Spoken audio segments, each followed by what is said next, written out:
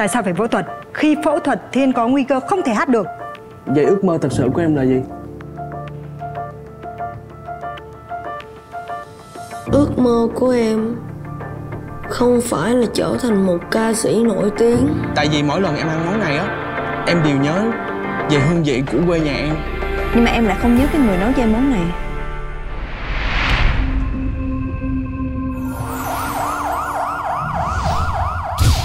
Giao. Mày giảm mạnh. Cậu có biết hôm nay cậu đã làm cái gì không hả? Anh Quang.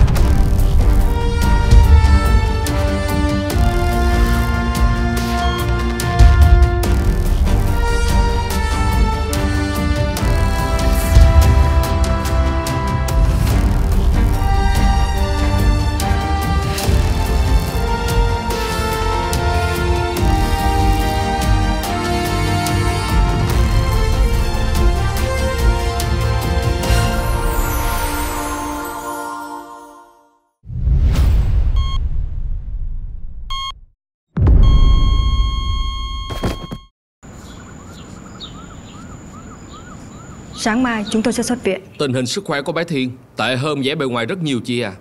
Vì gia đình không đồng ý phẫu thuật, trong khi lượng mũ chèn ép làm ảnh hưởng đến đường hô hấp của bé Thiên, cho nên chúng tôi chỉ tạm thời rạch dẫn lưu, hút mũ để cho bớt sưng và dễ thở thôi. Và điều quan trọng lúc này là phải xử lý triệt để nguyên nhân gây ra bệnh của bé. Tuần sau Thiên phải xuất cảnh rồi.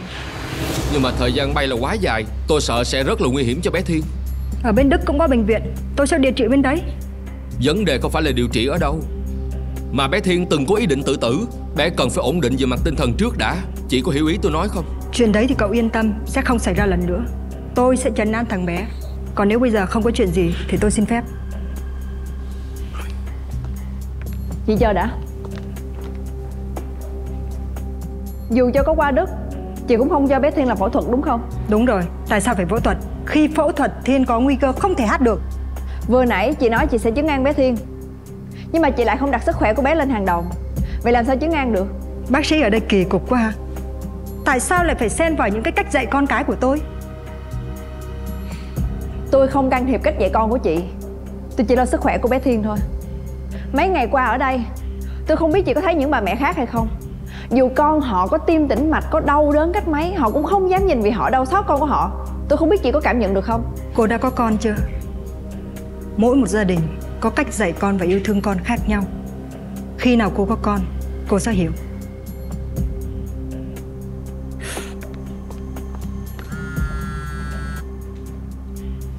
Alo. Phòng cấp cứu của một bé trai 5 tuổi gặp tai nạn giao thông, bị chảy máu bụng và đang trong tình trạng sốc.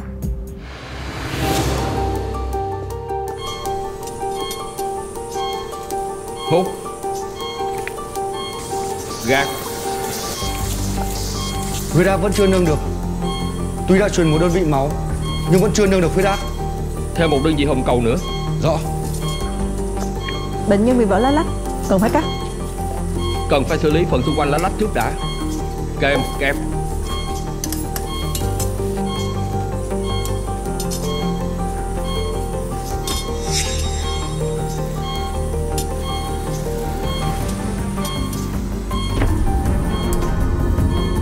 Cô ổn không vậy? Tôi ổn.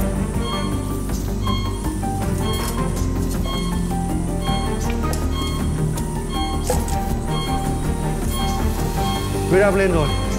Chỉ số ổn định. Bác sĩ My, cầm máu và kết thúc phần còn lại. Rõ.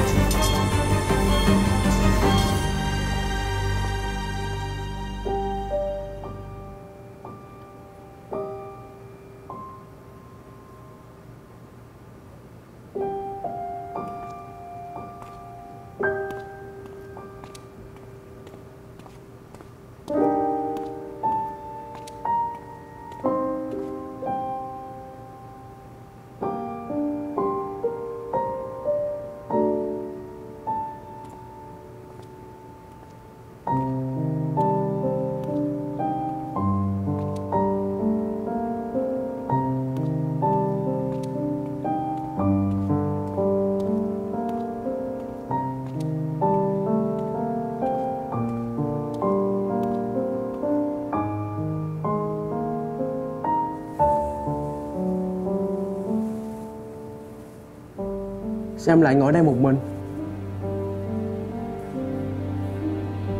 Mẹ không biết ước mơ thật sự của em là gì. Vậy ước mơ thật sự của em là gì? Ước mơ của em không phải là trở thành một ca sĩ nổi tiếng, mà em chỉ muốn hát cho mọi người nghe thôi.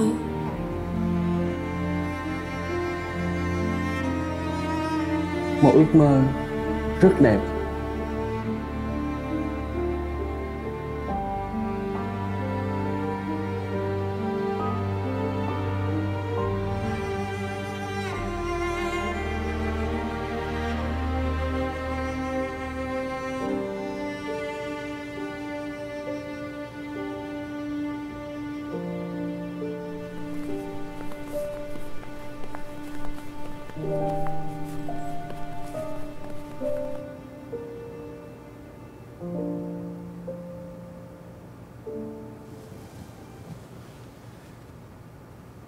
Em ấy tên là Sinh, nhỏ hơn Thiên 2 tuổi á. Em ấy mồ côi mẹ từ lúc nhỏ và rất là thích nghe nhạc của Thiên. Mỗi lần nghe nhạc của Thiên thì Sinh cảm thấy rất là nhớ người mẹ của mình ở trên thiên đường. Thiên ơi, chào Sinh đi. Chào Sinh.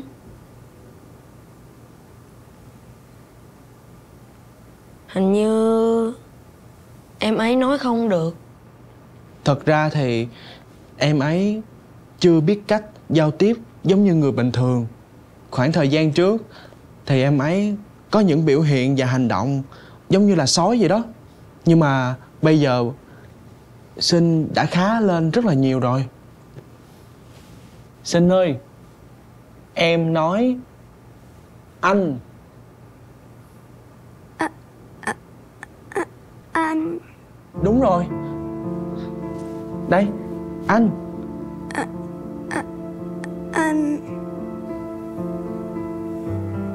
Sinh giỏi lắm.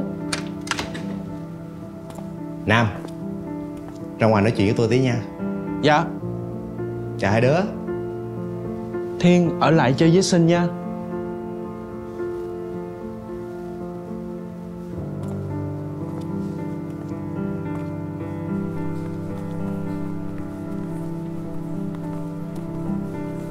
Ủa chị Hạnh, bộ ba mẹ bé Sinh bỏ đi rồi hả chị? Bên Ủy ban chăm sóc trẻ em quận họ vừa thông báo là không liên lạc được với ba mẹ của bé Sinh. Rất có khả năng là họ đã bỏ lại bé Sinh và trốn ra nước ngoài. Súc vật thì thua cả cầm thú. Một đứa con nít nó bỏ là bỏ hết trời. Nếu như vậy thì bé Sinh sẽ trở thành trẻ mồ côi. Mà không hiểu là ba mẹ kiểu gì nữa.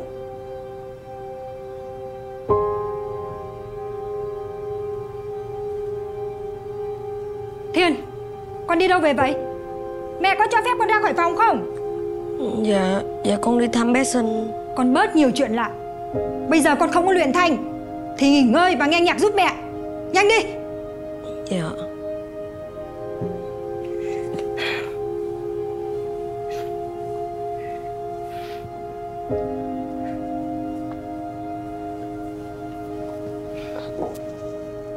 Thiên, con có nghe mẹ nói không? Rốt cuộc không biết là bác sĩ nói về con đúng hay sai nữa.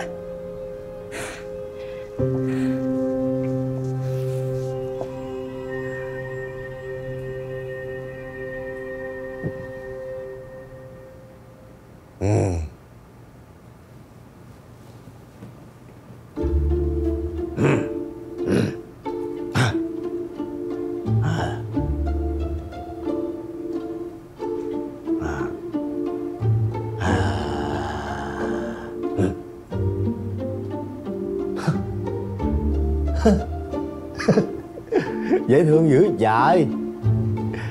Ok, bây giờ chú cháu mình tập nói với nhau nha. Chú sẽ tập cho con nói. Đầu tiên là bé sinh. Y nhờ in, sờ in sinh, bé sinh.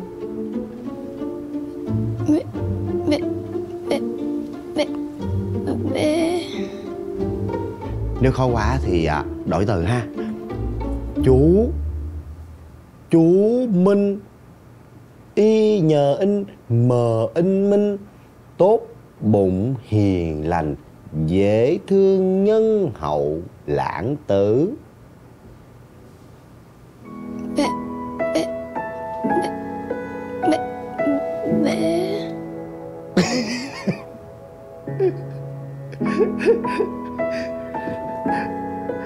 Bé in là con đó. Chú Minh. Bé sinh. Chữ khác nha.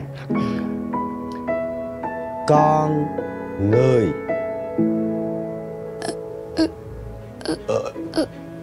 Ơi. Người. Ơi. Chữ khác nha. Đẹp gái. Em. Ai. Vậy là sau 9 năm cô cũng bắt đầu biết nói rồi đó Sinh. Từ từ nha, cố gắng lên. Ngày nào chú sẽ tập nói cho con nha. Minh ơi, mày giỏi quá Minh à. Cảm ơn mày Minh. Nói chuyện khác ngon. Cô có biết là tôi ghét nhất điều gì không? Sai sót, biện minh và nói dối. Tôi không có nói dối anh.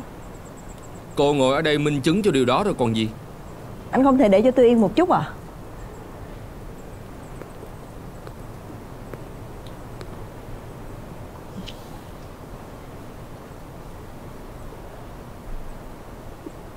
Với tư cách là một người bác sĩ mổ chính, ca đầu tiên lại có bệnh nhân tử vong trên bàn mổ, cô nghĩ tôi sẽ như thế nào?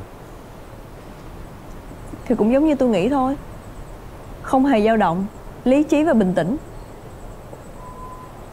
Dù sao thì chúng ta cũng đã cố gắng hết sức cứu chữa cho bệnh nhân.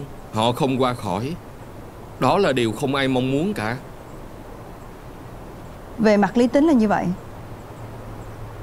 Nhưng mà một tuần sau đó, ngoài việc uống nước, tôi chẳng ăn uống được gì cả. Chỉ ở trong trạng thái đó. Và đây là lần đầu tiên tôi chia sẻ với người khác, nên tôi hiểu cảm xúc của cô. Dù sao thì cô cũng ăn được, uống được, cũng tốt hơn tôi rất là nhiều rồi. Thực ra tôi là bác sĩ phẫu thuật, không phải nhà truyền cảm hứng, nên cũng không biết động viên cô như thế nào nữa. Nhưng với tôi, bác sĩ là một người lính ở ngoài chiến trường, phải vững vàng. Chỉ một giây phút yếu mềm, sợ hãi sẽ gây ra thảm họa. Khi ở trên bàn mổ, nhất quyết không được run rẩy tay dao. Cô hiểu ý tôi chứ? Ca hẹp ống thực quản tuần tới, cô sẽ là người mổ chính. Lúc nãy anh vừa hiền từ như là một người anh độ lượng vậy. Sao lại đột ngột thay đổi nhanh chóng như vậy? Lần này cô sẽ cầm dao chính thức. Lần trước chỉ là tạm thời. Cô nhất quyết phải đồng ý. Nếu không cô và bác sĩ Nam sang khoa nội nhi, nơi đó phù hợp cho những người ủy mị. Vậy đi.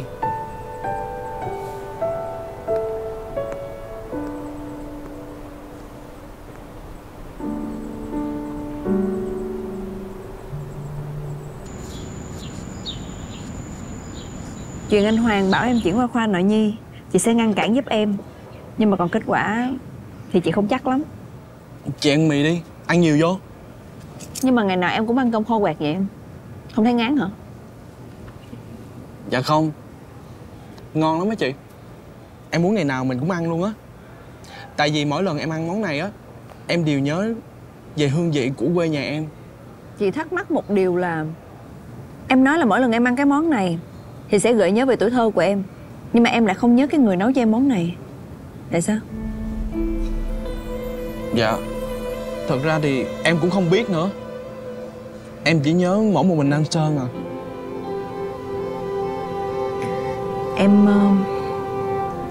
Em thực sự không nhớ một chút gì sao?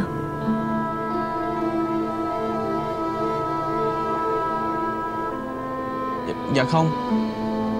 Thật ra em cũng cố gắng để nhớ, nhưng mà em không nhớ ra.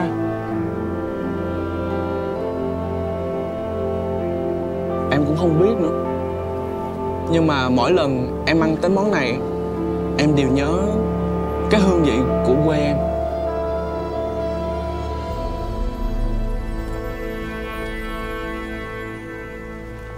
Nam, cứ để cho tụi nhỏ chơi với nhau. Chị vẫn chưa tìm ra cách để giúp được bé Sinh.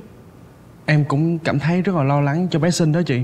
Tại vì nếu mà bé không chịu giao tiếp, cũng như không có khả năng giao tiếp với tất cả mọi người, thì bé sẽ rất là cô độc và không có bạn. Thật ra thì em sợ bé Sinh sẽ giống như em vậy đó. Tại sao em lại nghĩ mọi người đều ghét em? Dạ, thật ra trước đây em không có hiểu là mọi người ghét em lắm. Nhưng mà thật sự thì mọi người chỉ muốn tốt cho em thôi. Giống như lúc em mới vừa vào bệnh viện vậy đó. Sao em lại nói như vậy? Không có ai ghét em cả, chỉ là mọi người chưa hiểu em thôi.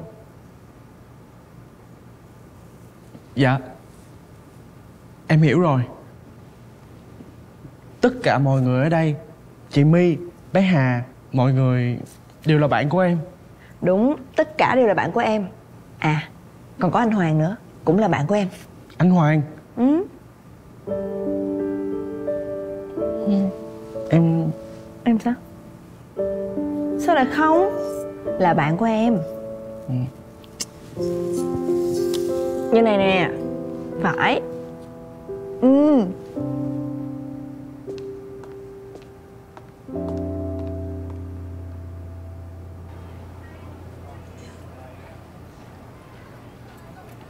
Tiến sĩ Hoàng, tôi biết anh là người bận trăm công nghìn việc, và khoa của anh đó cũng có rất nhiều bác sĩ giỏi.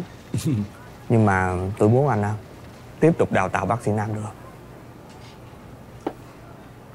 Thì như anh đã biết rồi đó, để trở thành một bác sĩ ngoại khoa cần trải qua một quá trình khắc nghiệt.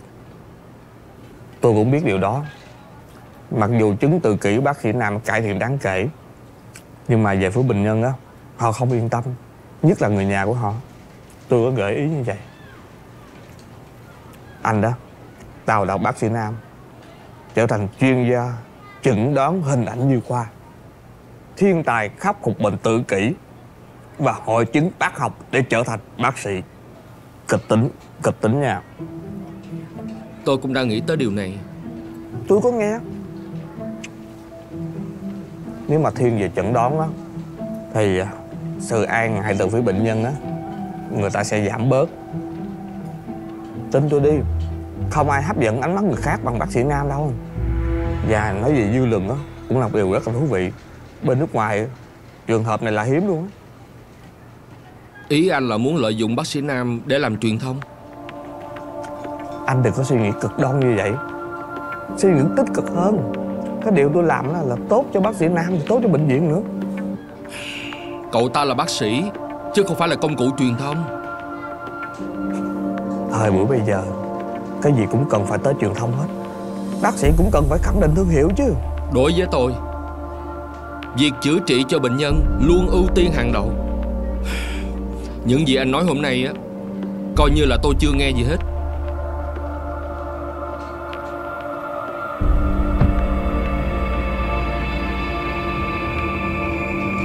Siêu âm tim, màng ngoại tim, siro somatin. Nếu sử dụng có thể gây tắc mật và xuất huyết tỷ cấp, nhất là ở trẻ em. Ống dẫn lưu, cần ống dẫn lưu dịch mật.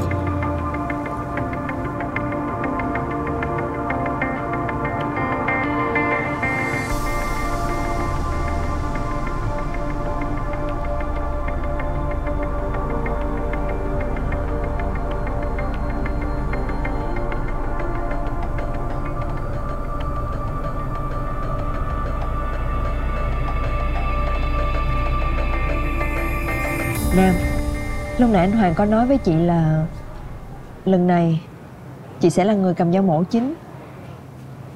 Ảnh nói 2 lần trước chỉ là giải pháp tình thế thôi.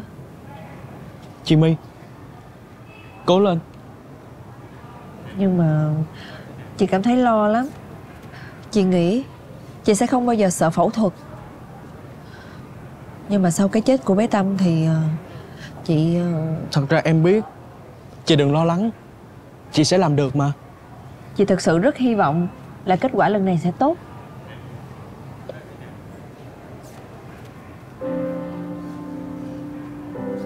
À mà nè, lúc mà chị vô phòng mổ thì em nhớ vô nha. Nếu chị có do dự á thì em phải nhắc chị là có vấn đề rồi, giải quyết nhanh lên. Nhớ nhắc chị đó.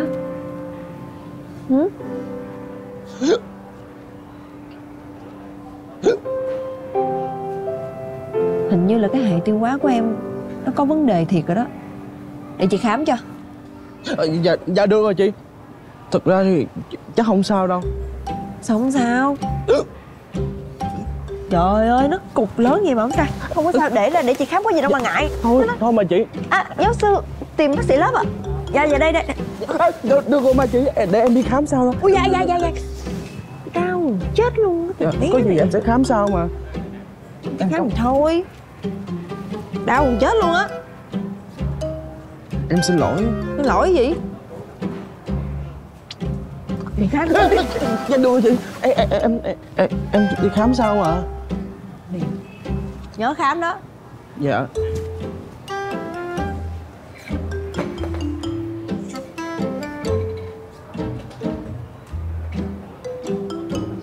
Mà chị My, chị phải cố gắng nha. Em tin chị sẽ làm được. Biết rồi. Muốn tựa vào vai của cha, con muốn nắm lấy tay cha thật chặt. Những vết chai dần đã hằn sâu. Hiên. Dạ, chào cô. Con đỡ mệt hơn chưa? Dạ, con đỡ mệt rồi. Con thấy em xinh có dễ thương không? Dạ có. Bé xinh dễ thương lắm, mà cũng đáng thương nữa. Tại vì bé xinh không biết nói, với bên cạnh cũng không có người thân. Con có một tâm hồn rất đẹp. Tâm hồn của một người nghệ sĩ đích thực đó.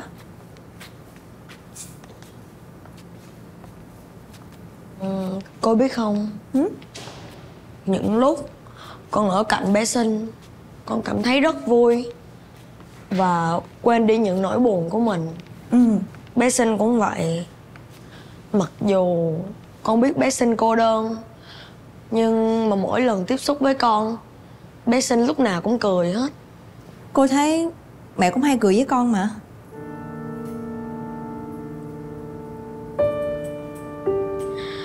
Mẹ chỉ cười với con khi mà con đoạt giải thôi. Cái lần cuối mà mẹ cười với con là khi nào con cũng không nhớ nữa.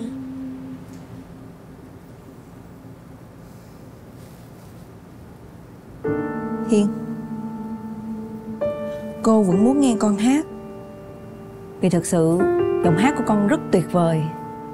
Nhưng mà con có biết cô muốn gì ở con nữa không? Cô muốn nghe tiếng cười của con. Thật sự á, cô không biết là tiếng cười hay là giọng hát của con cái nào đẹp hơn nữa. Nhưng cô chắc chắn một điều rằng con phải khỏe thì mới cười được. Sau này mẹ của con sẽ hạnh phúc khi thấy con cười. Nhiều khi hạnh phúc hơn cả lúc con hát nữa đó. Không sao đâu, mình sẽ ổn thôi mà.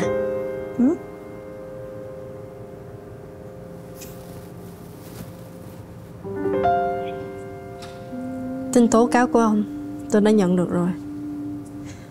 Từ nay về sau mình sẽ bắt đầu giải quyết những chuyện này. Cảm ơn ông đã thông báo.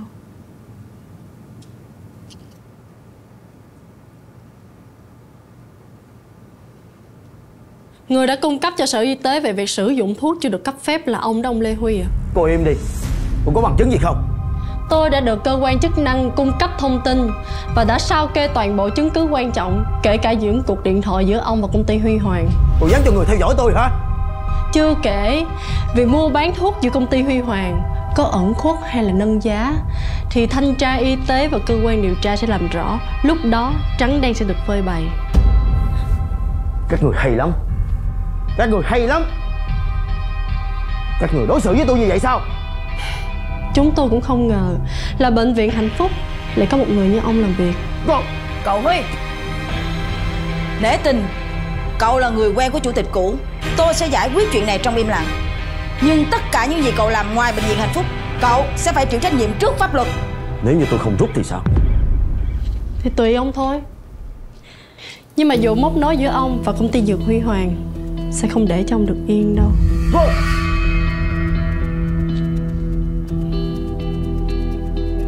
Các người giỏi lắm. Tôi sẽ rút. Nhưng chắc chắn tôi sẽ không để cho các người yên thân đâu. Nhớ đó.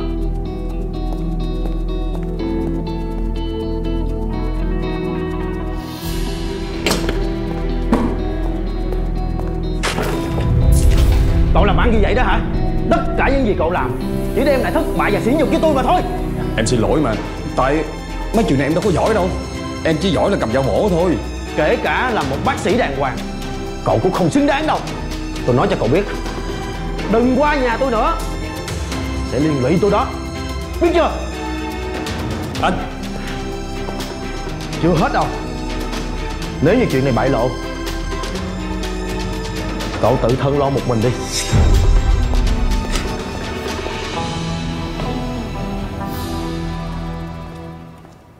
Nam, không phải chỉnh đốn là trang phục. Là một bác sĩ á, áo quần nghiêm túc thì mới thể hiện được sự chuyên nghiệp. Hiểu Messi lắm. Dạ, em cảm ơn anh Hiệp. Nhớ kéo khóa quần.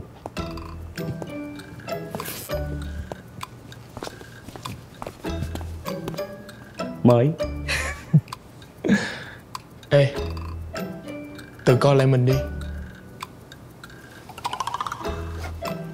Ui da. Ui da.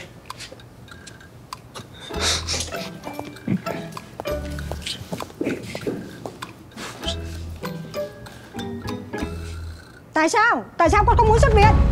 Con muốn điều trị trước khi con xuất viện. Đợt nào đi chăng nữa, qua Đức con cũng không thấy vui.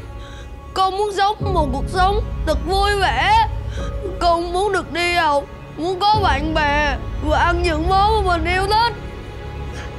Hiên ơi, mẹ làm tất cả những cái điều này cũng vì con thôi. Con có hiểu mẹ không? Em thấy bé Thiên nói đúng đó chị. Im đi. Thật ra thì chị nên lắng nghe Thiên nhiều hơn. Nếu mà chị không lắng nghe thì Thiên sẽ rất là buồn. Em sẽ cố gắng giúp Thiên.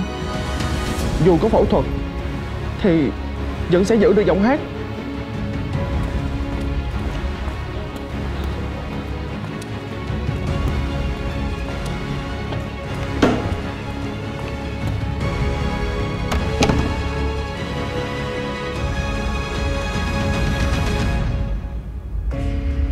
Bác sĩ chứ không phải thầy truyền giáo, không nên gieo cho bệnh nhân bất cứ một tia hy vọng nào khi nó thật sự không chắc chắn. Không được. Mình không thể nào nói như vậy được.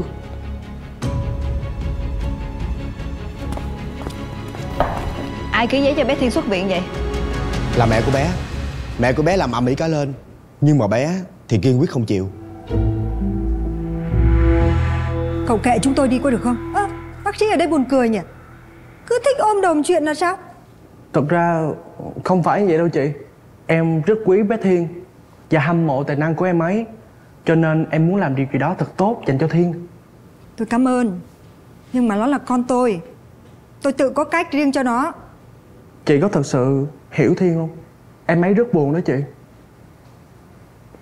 Lúc nhỏ em có nuôi một chú thỏ con.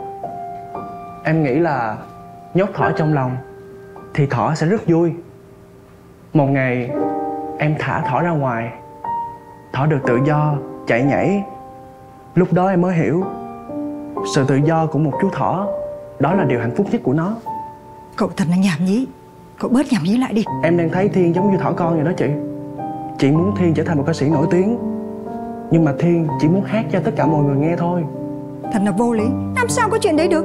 Thiên là trẻ con mà trẻ con thì rất ngoan và nghe lời. Thiên chỉ muốn nghe lời chị và làm những gì mà chị muốn. Nhưng thật sự em ấy rất buồn, giống như em vậy đó. Lúc nhỏ em chỉ muốn làm cho người lớn hài lòng, và sau đó em thật sự chỉ cần có mẹ bên cạnh là được.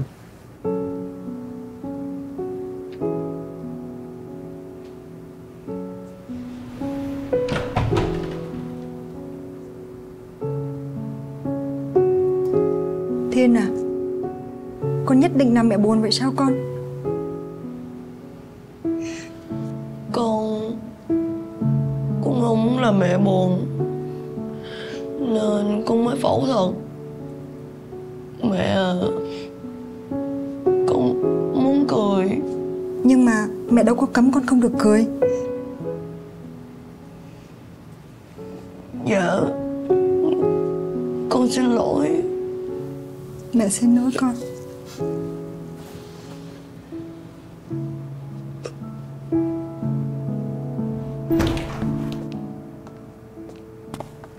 Chị My, dạ, bộ chị không muốn phẫu thuật cho bé Thiên hả? Em nói vậy là sao? Anh Hoàng mổ chính sẽ tốt hơn chứ. Thật ra em biết anh Hoàng là người rất giỏi, nhưng mà nếu mà chị là người mổ chính thì em nghĩ sẽ tốt hơn rất nhiều. Sao em lại nghĩ vậy? Tại vì em cảm nhận từ chị, nếu mà chị mổ chính thì sẽ giữ được giấc mơ của bé Thiên.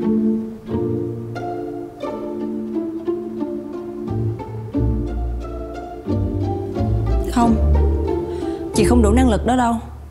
Để giữ được một giấc mơ đẹp như vậy thì không chỉ có kiến thức mà cần phải có kinh nghiệm nữa. Dạ, em biết. Nhưng mà chị My, em muốn giúp chị. Em không chỉ muốn đứng nhìn thôi, mà em muốn giúp chị phẫu thuật. Em muốn cùng chị phẫu thuật cho bé Thiên để giữ giấc mơ của bé Thiên. Chị My.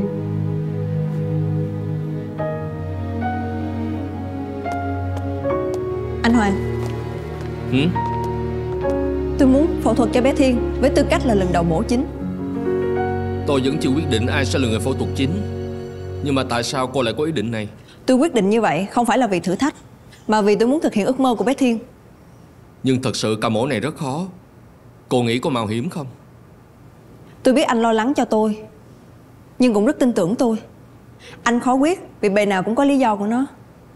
Nhưng tôi xin anh, hãy cho tôi thực hiện ca mổ này. Cô có tự tin không? Có. Ca mổ của bé Thiên lần này rất khó. Chúng ta phải phẫu thuật một bộ phận rất là nhỏ. Đến khi bắt đầu thì mới biết được có chuyện gì xảy ra. Còn một vấn đề nữa, ca mổ này cực kỳ quan trọng với bé Thiên, vì nó có thể ảnh hưởng cuộc đời và sự nghiệp của bé. Mọi người rõ chưa? Rõ. Ca mổ lần này tôi muốn Cao Trà My là người mổ chính. Cảm ơn anh. Nhưng mà tôi có một đề nghị, là để Nam làm phụ mổ cho tôi. Không. Nhưng mà tôi tưởng phụ mổ là được tự do lựa chọn cơ mà. Dù vậy cũng không.